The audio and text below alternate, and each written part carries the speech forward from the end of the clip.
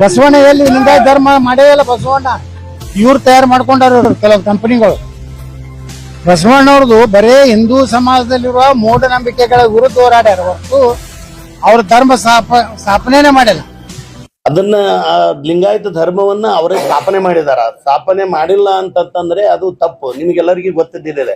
ಈ ರಾಜಕಾರಣಿಗಳಿದಾರಲ್ಲ, ನೀವು ಕೇಳ್ತಾ ಇರುವಂತವ್ರು ಹೇಳಿದ್ದಾರೆ, ಇಬ್ರು ಹೇಳಿದ್ದಾರೆ. ರಾಜಕಾರಣಿಗಳೇನಿದಾರಲ್ರಿ, ಈ ರಾಜಕೀಯ ಲಾಭಕ್ಕಾಗಿ ಏನು ಬೇಕಾದ್ದನ್ನು ಮಾತಾಡುವಂತ ಅಥವಾ ನನ್ನ ಮಗ ಅಲ್ಲ, ನನ್ನ ಹೆಂಡತಿ ಅಲ್ಲ ಅಂತ ಹೇಳುವಷ್ಟರ ಮಟ್ಟಿಗಿನ ಡೈಲ್ಯೂಷನ್ ಹೊಂದಿರತಕ್ಕಂಥ ಶತಮೂರ್ಖರು ಮತ್ತು ಮಾನಸಿಕ ಅಸ್ವಸ್ಥರು ಆ ರಾಜಕಾರಣಿಗಳ ಬಗ್ಗೆ ನಾವು ಹೆಚ್ಚು ಕಮೆಂಟ್ ಮಾಡೋದು ಬೇಡ ಅನಿಸ್ತದೆ. ಮಾನಸಿಕ ಅಸ್ವಸ್ಥರಿಗೆ ಹೆಂಗ್ ಉತ್ತರ ಕೊಡ್ತೀರಿ ನೀವು?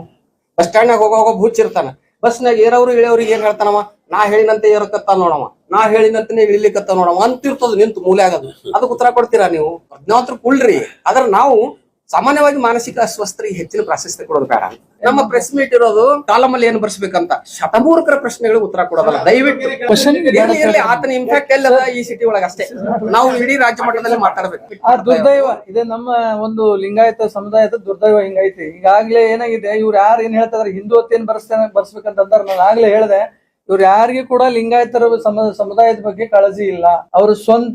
ಅವ್ರ ಸ್ವಂತ ರಾಜಕೀಯ ಭವಿಷ್ಯಕ್ಕಾಗಿ, ಅವ್ರ ಮಕ್ಕಳ ಭವಿಷ್ಯಕ್ಕಾಗಿ ಬರೀ ರಾಜಕೀಯ ಕಾರಣಕ್ಕಾಗಿ ಹೇಳ್ತಾ ಇದಾರೆ ಹೊರತಾಗಿ ನಾನು ಹೇಳ್ತೀನಲ್ಲ, ಇವತ್ತು ಅವ್ರು ನಡೆದಿರ್ತಕ್ಕಂಥ ಹಿಂದುತ್ವದ ನಡೆದಿರ್ತಕ್ಕಂಥ ಅಮಿತ್ ಶಾನ ಜಾತಿ ಧರ್ಮದ ಕಾಲಂನಲ್ಲಿ ಹಿಂದೂ ಬರ್ಸಿ ತೋರ್ಸಂತ ಹೇಳಿದ್ರೆ ಅವ್ರಿಗೆ, ಆಮೇಲೆ ನಮ್ಗೆ ಲಿಂಗಾಯತ. ಇವರು ತಾವು ಹಿಂದೂಗಳಂತ ಹೇಳಿ ಟಿಕೆಟ್ ತಗೊಳ್ಳಿ, ಲಿಂಗಾಯತ ಅಂತ ಹೇಳಿ ಯಾಕೆ ಟಿಕೆಟ್ ತಗೊಳ್ತಾರೆ? ಲಿಂಗಾಯತ ಕೋಟಾದಲ್ಲಿ ಹಿಂದೂಗಳಂತ ಹೇಳಿ ಇವರು ಮಿನಿಸ್ಟರ್ ಕೋಟಾ ತಗೊಳ್ಳಿ, ಲಿಂಗಾಯತ ಅಂತ ಯಾಕೆ ಹೇಳಿ ತಗೊಳ್ತಾರೆ ಅಲ್ವಾ? ಎರಡನೇದು, ಇವರು ಪಂಚಮಸಾಲಿ ಅಂತ ಹೇಳಿ ಅಲ್ಲಿ ಹೋರಾಟದಾಗ ಹೋಗುವಾಗ ಹಿಂದೂ ಅಂತ ಹೇಳ್ಬೇಕು, ಅಲ್ಲಿ ಪಂಚಮಸಾಲಿ ಅಂತ ಯಾಕೆ ಹೇಳ್ತಾರೆ?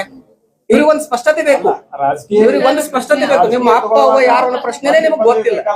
ನಿಮ್ಮ ಅಪ್ಪ ಅವನ ಹೆಸರೇ ನಿಮಗ್ ಗೊತ್ತಿಲ್ಲ, ನೀವೇನ್ ರಾಜಕೀಯ ಮಾಡ್ತೀವಿ? ಆಗ ಹಂಗಾಗಿ ಡೈವರ್ಟ್ ಆಗೋದು ಬೇಡ ವಿಷಯ. ಬಹಳಷ್ಟು ಅವ್ರ ಬಗ್ಗೆ ಚರ್ಚೆ ಮಾಡೋದು ಅವರು ಖಂಡಿಸ್ತೀವಿ, ತಪ್ಪದು. ಅಜ್ಞಾನದಿಂದ ಹೇಳ್ತಾರೆ. ಹಾಗಾದ್ರೆ ದಲಿತರು ಏನು?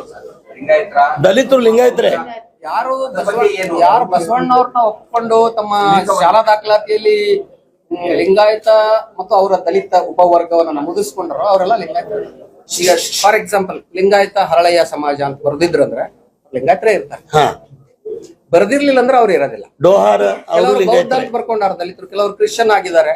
ಹಿಂಗೆ ಕೆಲವರು ಲಿಂಗಾಯತ ಇದ್ದವ್ರು ಲಿಂಗಾಯತ. ಒಂದ್ ಪಾಯಿಂಟ್ ಏನಿದೆ ರೀ, ಧರ್ಮ ಅಂದ್ರೆ ಜಾತಿ ಮತ್ತು ಧರ್ಮಕ್ಕೆ ವ್ಯತ್ಯಾಸ. ಒಂದ್ ಪಾಯಿಂಟ್ ನಿಮ್ಗೆ, ಜಾತಿ ಹುಟ್ಟಿನಿಂದ ಬರ್ತದೆ, ಧರ್ಮ ಸಂಸ್ಕಾರದಿಂದ ಬರ್ತದೆ. ಯಾರು ಸಂಸ್ಕಾರವನ್ನ ಪಡ್ಕೊಂಡು ಇಷ್ಟಲಿಂಗವನ್ನ ತೆಗೆದುಕೊಂಡಾಗ ಅವ್ರು ಲಿಂಗಾಯತರಾಗ್ತಾರೆ. ಅವ್ರು ಯಾವುದೇ ಜಾತಿ ಇರ್ಬೋದು. ಅದಕ್ಕೆ ಬಸವಣ್ಣವ್ರ ಅಪ್ಪನು ನಮ್ಮ ಮಾದಾರ ಚೆನ್ನಯ್ಯ, ಬಪ್ಪನು ನಮ್ಮ ಡೋಹಾರ ಕಕ್ಕಯ್ಯ, ಚಿಕ್ಕಯ್ಯ ಎಮ್ಮಯ್ಯ ಕಾಣಿರಯ್ಯ ಅಂದ್ರು. ಎಲ್ಲ ಜಾತಿಯವರಿಗೆ ಲಿಂಗಾಯತನಾಗುವ ಅವಕಾಶಗಳಿದಾವೆ.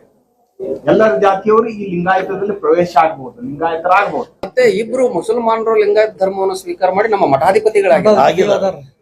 ಎಲ್ಲ ಹಿಂದುಳಿದ ಮರಳಶಂಕರ ದೇವ ಅಫ್ಘಾನಿಸ್ತಾನದಿಂದ ಬಂದಿದ್ರಲ್ಲ, ಅವ್ರು ಮರಳಶಂಕರ ದೇವ ಪೀಠನೇ ಮಾಡಿದ್ವಿ ಜೇವರ್ಗಿ ತಾಲೂಕು ಚಿಗರಳ್ಳಿಯಲ್ಲಿ.